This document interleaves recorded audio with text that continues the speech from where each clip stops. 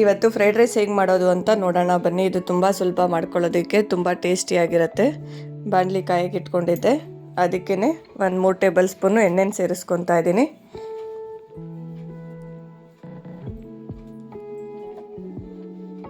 ನೋಡಿ ಎಣ್ಣೆ ಕಾಯ್ತಾ ಇದೆ. ಇದಕ್ಕೇ ನಾನು ಈರುಳ್ಳಿನ ಸೇರಿಸ್ಕೊತಾ ಇದ್ದೀನಿ. ಒಂದು ಈರುಳ್ಳಿನ ಕಟ್ ಮಾಡಿ ಇಟ್ಕೊಂಡಿದ್ದೆ ಸಣ್ಣದಾಗಿ, ಅದನ್ನು ಸೇರಿಸ್ಕೊತಾ ಇದ್ದೀನಿ. ಈಗ ಎಣ್ಣೆಲೆ ಈರುಳ್ಳಿನ ಹುರ್ಕೋಬೇಕು ಚೆನ್ನಾಗಿ. ಅಂದರೆ ತುಂಬ ಬ್ರೌನ್ ಕಲರಾಗಿ ಹುರ್ಕೋಬಾರ್ದು, ಒಂದು ಅರ್ಧ ಬೇಯಿಸ್ಕೊಂಡ್ರೆ ಸಾಕಾಗತ್ತೆ. ಈಗ ನೋಡಿ ಎಣ್ಣೆಯಲ್ಲಿ ಚೆನ್ನಾಗಿ ಫ್ರೈ ಆಗ್ತಾ ಇದೆ ಈರುಳ್ಳಿ. ಈಗ ಒಂದು ಸತಿ ಮಿಕ್ಸ್ ಮಾಡ್ಕೊಳ್ಳೋಣ.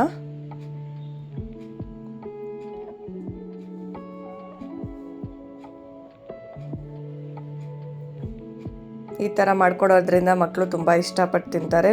ಬ್ರೇಕ್ಫಾಸ್ಟ್ಗೆ ತುಂಬ ಈಸಿಯಾಗಿ ಮಾಡ್ಕೋಬೋದು ಎಲ್ಲ ತರಕಾರಿಗಳಿದ್ರೆ. ನೋಡಿ ಈಗ ಈರುಳ್ಳಿ ಚೆನ್ನಾಗಿ ಫ್ರೈ ಆಗಿದೆ. ಅದಕ್ಕೆ ಈಗ ನಾನು ಬೀನ್ಸ್ನ ಸೇರಿಸ್ಕೊತಾ ಇದ್ದೀನಿ. ಸಣ್ಣದಾಗಿ ಕಟ್ ಮಾಡಿ ಇಟ್ಕೊಂಡಿದ್ದೆ, ಒಂದು 5 ಬೀನ್ಸ್ನ ಸೇರಿಸ್ಕೊಂಡಿದ್ದೀನಿ. ಇದಕ್ಕೇ ಒಂದು ಚಿಕ್ಕ ಕ್ಯಾರೆಟನ್ನ ಸೇರಿಸ್ಕೊತಾ ಇದ್ದೀನಿ.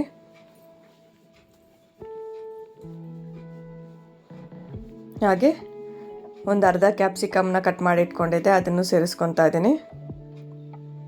ನೋಡಿ ಈಗೆಲ್ಲ ಒಂದು ಸತಿ ಮಿಕ್ಸ್ ಮಾಡ್ಕೊಳ್ಳೋಣ. ಇದನ್ನೆಲ್ಲ ಚೆನ್ನಾಗಿ ಎಣ್ಣೆಲಿ ಹುರ್ಕೋಬೇಕು. ಇದಕ್ಕೆ ಬಟಾಣಿ ಬೇಕಾದರೂ ಹಾಕ್ಕೋಬೋದು.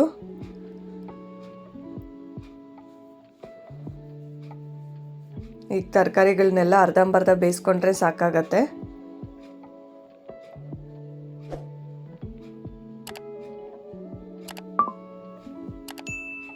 ನೋಡಿ ಈಗ ಎಣ್ಣೆಲೆ ಹುರ್ಕೊತಾ ಇದೀವಿ ನಾವು.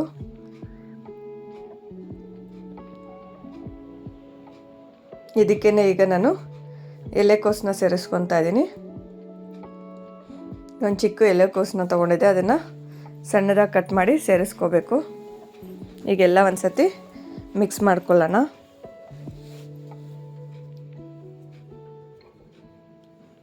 ನೋಡಿ ಈ ಥರ 1 ನಿಮಿಷಗಳ ಕಾಲ ಚೆನ್ನಾಗಿ ಹುರ್ಕೋಬೇಕಾಗತ್ತೆ.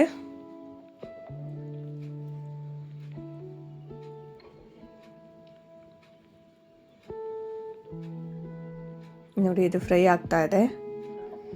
ಈ ಟೈಮಲ್ಲಿ ನಾನು ಉಪ್ಪನ್ನ ಸೇರಿಸ್ಕೊತಾ ಇದ್ದೀನಿ, ರುಚಿಗೆ ತಕ್ಕಷ್ಟು ಉಪ್ಪು. ಈಗ ಒಂದು ಸತಿ ಮಿಕ್ಸ್ ಮಾಡ್ಕೊಳ್ಳೋಣ.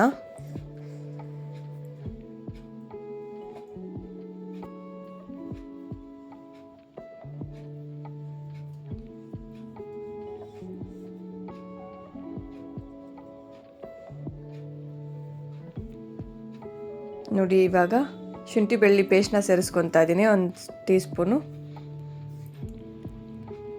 ಈಗ ಅದನ್ನು ಚೆನ್ನಾಗಿ ಹುರ್ಕೊಳ್ಳೋಣ. ಅದರಲ್ಲಿರೋ ಹಸಿ ವಾಸನೆ ಎಲ್ಲ ಬಿಡಬೇಕು. ಆ ಥರ ಎಣ್ಣೆಯಲ್ಲೇ ಫ್ರೈ ಮಾಡ್ಕೊಳ್ಳಿ.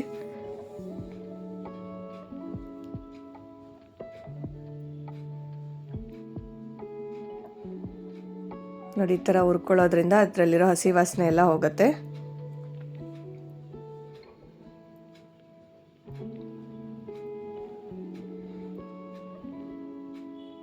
ನೋಡಿ ಇದಕ್ಕೇ ರೆಡ್ ಚಿಲ್ಲಿ ಪೇಸ್ಟ್ನ ಹಾಕ್ತಾ ಇದ್ದೀನಿ. ಇದನ್ನು ಅಷ್ಟೇ ಚೆನ್ನಾಗಿ ಫ್ರೈ ಮಾಡ್ಕೋಬೇಕು.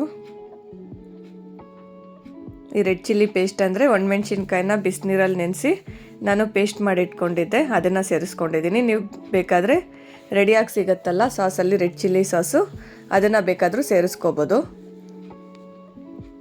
ಈ ಥರ ಸೇರಿಸ್ಕೊಳ್ಳೋದ್ರಿಂದ ಬೇರೆ ಫ್ಲೇವರೇ ಸಿಗುತ್ತೆ, ಅದಕ್ಕೆ ನಾನು ಈ ಥರ ಹಾಕ್ಕೊಂಡಿದ್ದೀನಿ. ನೋಡಿ ಈಗ 1 ನಿಮಿಷಗಳ ಕಾಲ ಹುರ್ಕೊಂಡಿದ್ದೀನಿ. ಇದಕ್ಕೇ ನಾನು ಸೋಯಾ ಸಾಸ್ ಸೇರಿಸ್ಕೊತಾ ಇದ್ದೀನಿ. 1 ಟೇಬಲ್ ಸ್ಪೂನ್ ಆದರೆ ಸಾಕಾಗತ್ತೆ. ಈಗ ಅದನ್ನು ಅಷ್ಟೇ ಚೆನ್ನಾಗಿ ಮಿಕ್ಸ್ ಮಾಡ್ಕೊಳ್ಳೋಣ.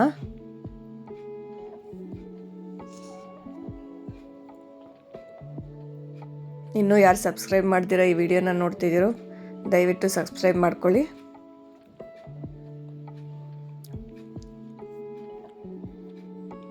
ಇದಕ್ಕೇ ಪೆಪ್ಪರ್ ಪೌಡ್ರನ್ನ ಹಾಕ್ಕೊಂಡಿದ್ದೀನಿ, ಒಂದು ಅರ್ಧ ಸ್ಪೂನು. ಈಗೆಲ್ಲ ಒಂದು ಸತಿ ಮಿಕ್ಸ್ ಮಾಡ್ಕೊಳ್ಳಿ.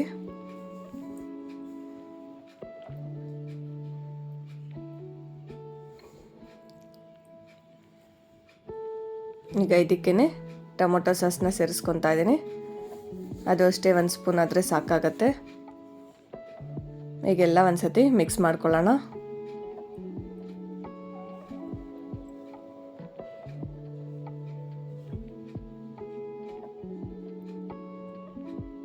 ನೋಡಿ ಎಷ್ಟು ಕಲರ್ಫುಲ್ಲಾಗಿ ಬಂದಿದೆ. ಈ ಥರ ಫ್ರೈಡ್ ರೈಸ್ ಮಾಡಿಕೊಡಿ, ತುಂಬ ಇಷ್ಟಪಟ್ಟು ತಿಂತಾರೆ ಮಕ್ಕಳು. ಬ್ರೇಕ್ಫಾಸ್ಟ್ಗೆ ತುಂಬ ಚೆನ್ನಾಗಿರುತ್ತೆ, ಈಸಿಯಾಗಿ ಮಾಡ್ಕೋಬೋದು ಇದು. ನೋಡಿ ಈಗ ಧನಿಯಾ ಪುಡಿನ ಹಾಕ್ಕೊತಾ ಇದ್ದೀನಿ, ಒಂದು ಅರ್ಧ ಟೇಬಲ್ ಸ್ಪೂನು. ಈಗ ಇದನ್ನು ಅಷ್ಟೇ ಒಂದ್ಸತಿ ಹುರ್ಕೊಳ್ಳೋಣ.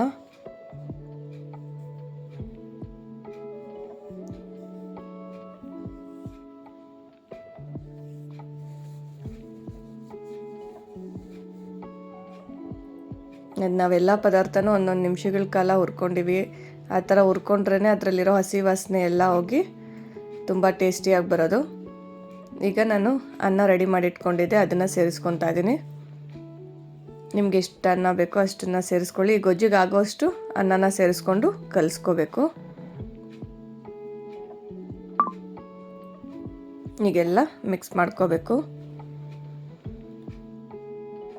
ಆ ಗೊಜ್ಜು ಅನ್ನಕ್ಕೆ ಚೆನ್ನಾಗಿ ಹಿಡಿಬೇಕು, ಆ ಥರ ಮಿಕ್ಸ್ ಮಾಡ್ಕೊಳ್ಳಿ.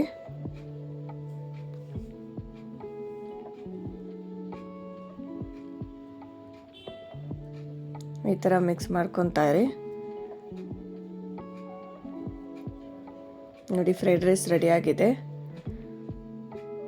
ಇಷ್ಟೇ, ತುಂಬ ಸಿಂಪಲ್ಲಾಗಿ ಮಾಡ್ಕೋಬೋದು, ತುಂಬ ಈಸಿಯಾಗಿದೆ. ಒಂದ್ಸತಿ ಟ್ರೈ ಮಾಡಿ.